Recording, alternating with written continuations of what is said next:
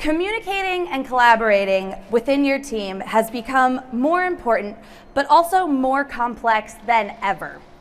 Most of you here have SharePoint, but are you taking full advantage of the greatest features in SharePoint that has to offer to solve this problem? In these next 20 minutes, I will spend time all in demos showing the best practices you can take as a site owner to make communication easier and more effective on your team. My name's Michaela Barrett. I'm a program manager at Microsoft on the SharePoint Experiences team. Within this team, I'm on the SharePoint team sites, and my focus over the last year has been on document lists and libraries, specifically focusing on managing metadata and improving the new SharePoint experience. For this session, I broke it up into 3 categories. We'll kick it off with how do you get started? What's the first thing you do? Second, how do you drive and then measure engagement on your SharePoint site? And then we'll conclude with different ways to manage access as a site owner with your SharePoint site. So you see that I've landed,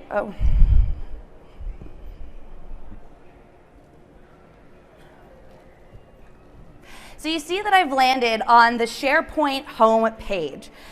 Anyone can create a site directly from here. You see that I'm faced with 2 options. The first is a team site. This is focused on team collaboration for planning and executing on projects. When you create a team site, you get a group. This means that you have a shared inbox, a shared calendar, you get a planner to help you manage tasks, you get a stream channel, a Power BI, and a Microsoft Teams. The second option you see is the communication sites. This is used for showcasing an initiative or an event that you want to share with your organization. You want to use the communication site to publish and show off your content. As a member of the Contoso financial marketing team, I can create a site for my team. No, don't worry, I have permission from IT.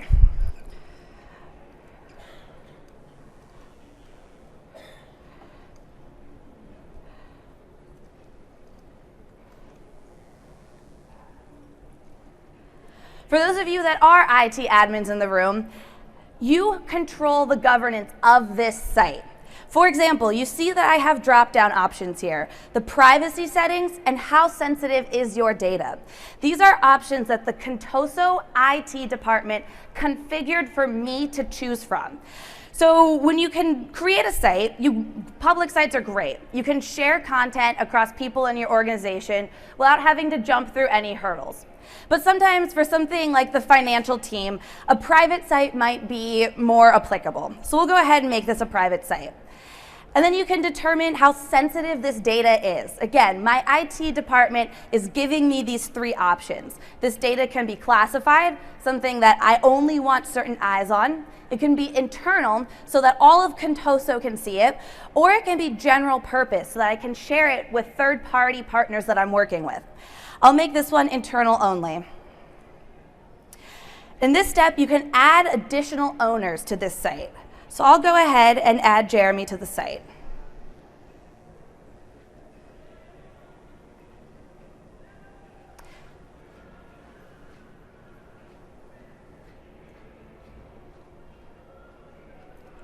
You can see within a few simple clicks, I've created a Contoso financial team site. I've set up the members I want in it, and I'm able to start uploading my content immediately. For the point of this demo, I'm going to jump over into another team site that I have that already has content populated in it, so that I can show off some of the highlight features. So if I go back to my SharePoint home, I can see under my frequent sites, strategy and planning. This is the team that I work in most frequently, and this is the team site that I'm the owner of. When I go in, I land on the strategy and planning homepage. To work effectively, communication is crucial. Instead of having your team's contents, notes, communications spread out across multiple different areas, your team's homepage is the single landing space for your team to share content and start working together. The team homepage streamlines all of your content into one place. For example, one of the things you get with the group is the planner that I had mentioned. You can centralize your task management right on the homepage within a few clicks by adding the planner. I can go into Edit,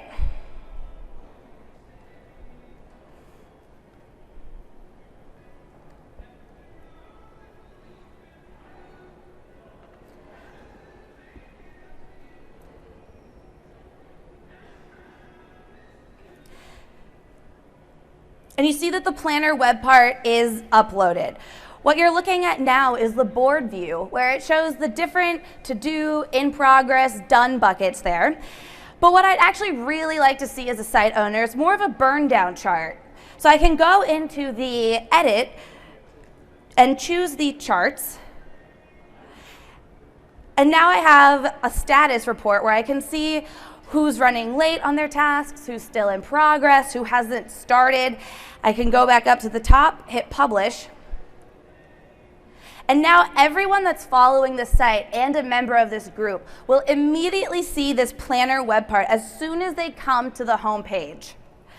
So while this homepage is great for a quick, comprehensive understanding of what your team's doing, sometimes more details are required. And this is where SharePoint document and lists can become necessary for your team. A SharePoint document library is so much more than just a shared folder. You can leverage the most out of your document libraries in just a few simple ways. Instead of having your entire team scrolling through hundreds of documents to find something, we have something that is called pinning and metadata to help you find your content faster. Pinning lets you drive the focus of the documents you deem most important to your team as a site owner. For example, if I think that the compliance strategy is the most important document for my team this week, I can go and pin it to the top. And you see that it is now highlighted for everyone that comes into this document library to see. But as projects and timelines change, you can quickly edit and update these pins so it reflects the workload that you're focused on. So I can go in and I can unpin. I mentioned metadata. Metadata helps your team manage all of their documents and find the content quickly. You can see in this view that I have some metadata configured, such as the modified by, my department, what region, but you can add more. Let's say that I want to add the owner.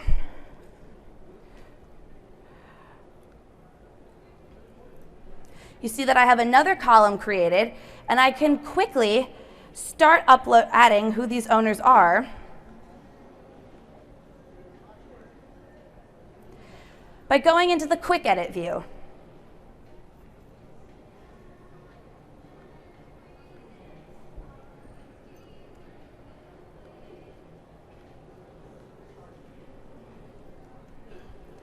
I can fill out which documents belong to which one of my team members.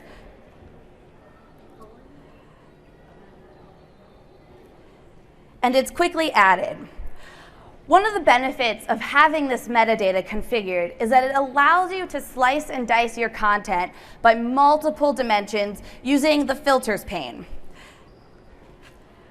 When I open the filters pane, I can start narrowing down what documents I actually want to find. For example, I'm extremely interested in the documents that are in the Patagonia region and are specs. I can see that I've now narrowed down all the content I have to only the Patagonia region specs that I'm looking for. I can save this filtering experience as a view so that my other team members don't have to go through this. They can just quickly find it. So I can go in, save the view, and call this Patagonia specs. Save it, and it's now one of the views that you can see here.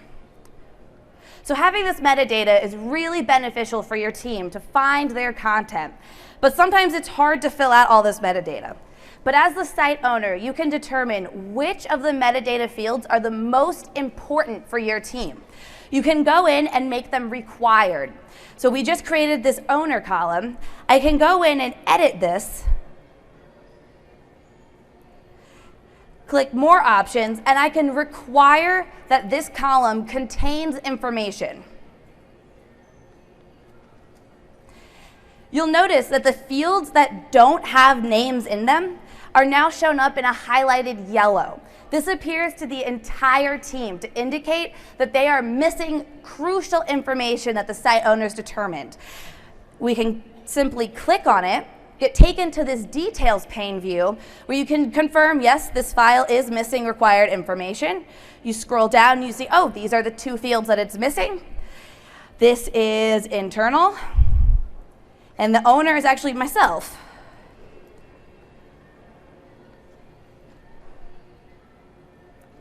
You can see there's no longer any more highlights on this. This item has all the required metadata filled out, and it's good to go.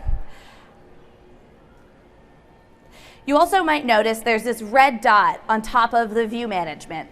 This indicates that there are still items missing the required metadata. If you drop down, you see this files that need attention view. When you click on it, you get shown all of the items that are missing required metadata, and you can quickly fill them all out directly from this view. So for example, the career development guide is missing 3 required fields. I can open it up. I see the 3 that it's missing. This is a spec, the audience is internal, and the owner is Jeremy.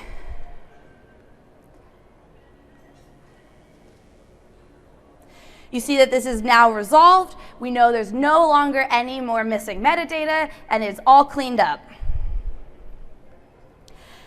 As an owner, it's really worth the investment to think through what metadata you want so that a user of your site can use all of these benefits, such as the pinning and the filters pane, so that they get the ultimate experience with finding their content as quickly as possible. So I just walked through some of the best practices for using metadata, but you'll notice in the documents library, I still have folders. So while metadata is great for managing content, creating new views, organizing your data, folders are still useful, specifically for the sync granularity function. So if I click on sync, I can open my OneDrive,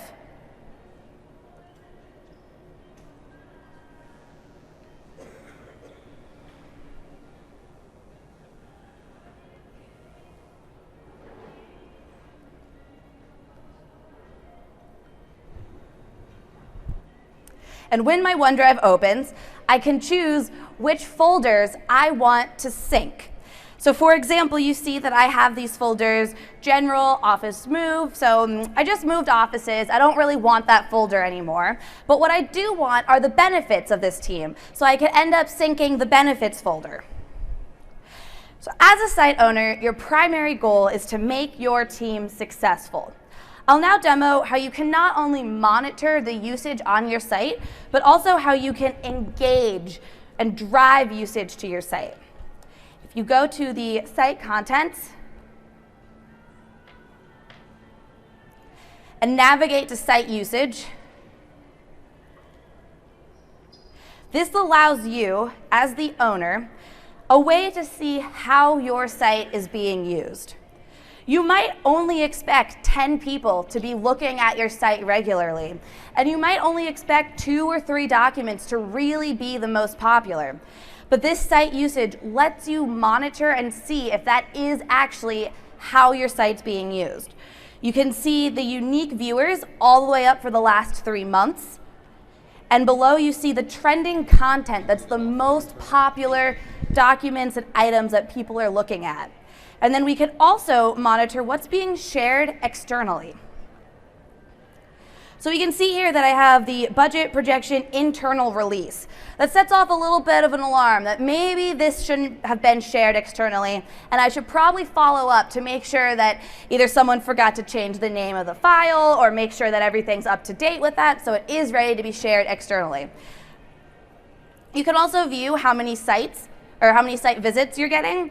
So again, the focus of this page is to really make sure that the goal and the reason why you created this page is being achieved. To really make the most out of your SharePoint site, it's really useful to think of this site as your team's home base. This is a place where your team goes to find content. To really drive engagement, you want to take advantage of the ways that SharePoint can bring content to your team. It's a more proactive approach to get as many eyes on your team's content as you need via other platforms that people are used to, such as mobile, Outlook, Teams, and Yammer. One of the best ways to take this proactive interaction with SharePoint is with news. You see that I have a navigation tab called Team News.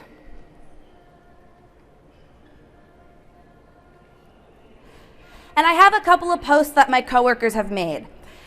Instead of sending out team updates through email, use news. I can go through and create a new news article.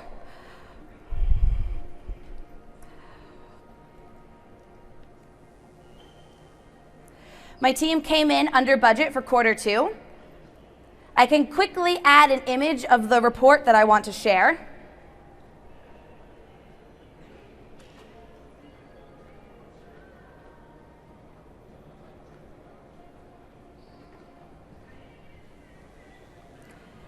And I can add a quick message.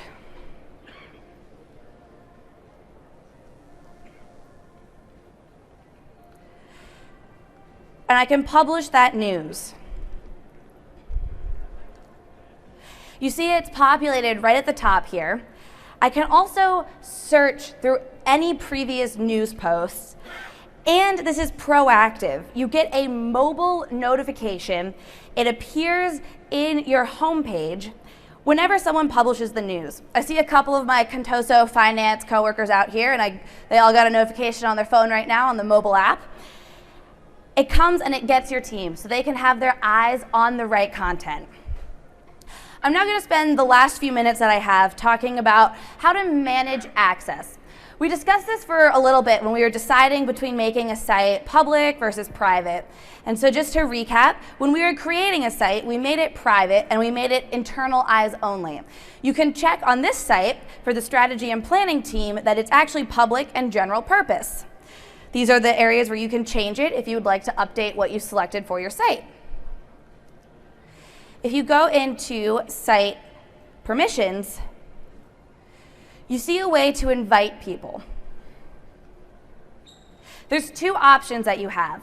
The first is to add members to the group. By adding members to the group, they get all the content and they get context as to what this group is about. They get access to the conversations, they get the shared inbox, they get the planner, they get everything that the group already has. But sometimes that's not what you want to do. So we have an option where you can share just the site without adding that member to the person of the group as well. One of the things to think about when you're considering how you want to manage access on your team is how do you want to share content? For example, if we go over to the documents, how do you want to share this file? What do you want your team to do when they want to give this to someone else? One option is to add the person you're trying to share with to the group. It gives them, again, what we just discussed about. They can see more context of what this team's working on. But if that's not what's needed for your scenario, you can go to this share button here. And there's a couple things that I really want to point out. We could drop down the share options, and you first notice that this anyone is grayed out. This is controlled by the Contoso IT department. They do not want us sharing with just anyone. The option that's selected by default is sharing with people within my organization. When I share with these people, it gives that recipient flexibility and trust to continue sharing that link to other people that want to see the content. You can narrow down how many people you want looking at this, going all the way to specific people. This prevents the recipient from forwarding and resharing the content with others. You can also control who has editing permission just by selecting or deselecting this box. So a lot of the stuff that I've talked about in this theater session was pertaining to this group. And I'm sure a lot of you guys have SharePoint sites that don't have a group connected to them. But the good news is that you can add an Office 365 group to any site. There's a session Wednesday and on Thursday focusing on adding the Office 365 site or 365 group to a site. The title is No Site Left Behind. I would highly recommend checking it out if you do have sites that are not already associated with a group. The goal of SharePoint is to give teams the ability to collaborate and share information. Give IT the ability to control and feel comfortable with all of these sites being created. And we want to make it easier for anyone to create a site, whether it's a team site or a communication site. We are constantly updating SharePoint to meet the needs of enterprises. So please keep your eyes open for this fall when these features that I've demoed can start rolling out. If you find these best practices really interesting, which I hope you did, come find me or my team on the exhibit floor, and I would love to talk with you about how to get started and how to start taking advantage of what I showed today. Thank you.